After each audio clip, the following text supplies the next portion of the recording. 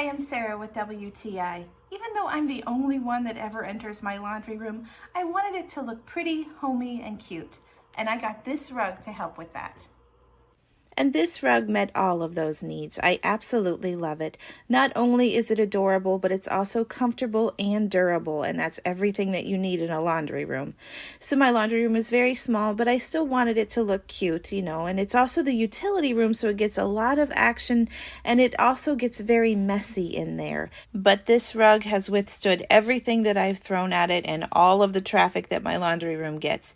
It's made out of this rubber material, which I love because it's very comfortable to stand on. I also love that it absorbs the water that's spilled so my feet don't get wet.